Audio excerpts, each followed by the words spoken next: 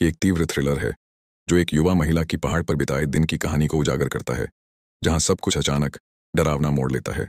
पहाड़ की ढलान पर एक भयानक स्मारक खड़ा है, शांत लेकिन दुखद। पेड़ों पर उकेरे गए अक्षर एक ऐसे अतीत की ओर इशारा करते हैं जो अब भी सता रहा है। एक महिला चट्टान के किनारे खड़ी है, गहरी सोच में डूबी, निराशा के कगार पर झूलती हुई।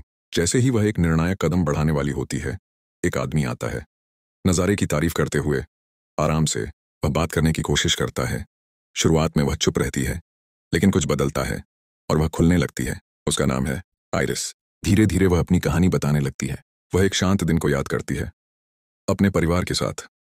उसका पति एक पेड़ पर उनके नाम के अक्षर उकेर रहा था। उसका छोटा बेटा जंगल में लकड़ियां इकट्ठी कर रहा था और वह जंगली फूल चुन रही थी। लेकिन जैसे जैसे कहानी आगे बढ़ती है, सच्चाई सामने आती है। वह स्मारक उसके बेटे के लिए था। पहाड़ से उनकी वापसी एक डरावने सपने में बदल जाती है।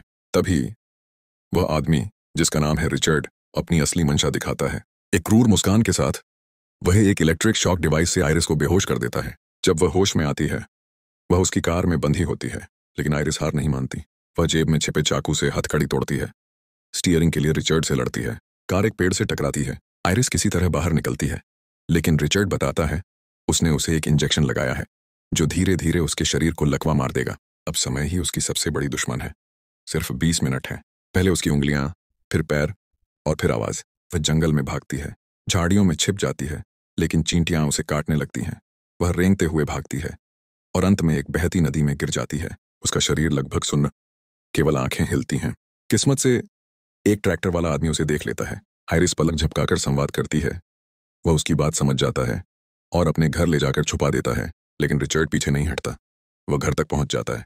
वह उस आदमी से भयंकर लड़ाई करता है। पुलिस को कॉल करना घातक गलती साबित होती है। रिचर्ड निर्दयता से उसे मार देता है और घर में आग लगा देता है। आइरिस अंदर फंसी होती है। जैसे जैसे आग फैलती है, उसकी उंगलियों में हलचल लौटने लगती है। वह मुश्किल से आग से बाहर निकलती है, लेकिन रिचर्ड फिर उसे पकड़ लेता है और एक चोरी की कार में डाल देता है। फ्यूल स्टेशन पर रुकते हैं। उसकी हालत देखकर लोग शक करते हैं और पुलिस को कॉल कर देते हैं। पुलिस पहुंचती है, लेकिन रिचर्ड बेरहमी से उसे भी मार देता है। अब कोई रास्ता नहीं बचा। वह आइरिस को एक नाव पर ले जाता है, दूर ले जाने की योजना बनाते हुए।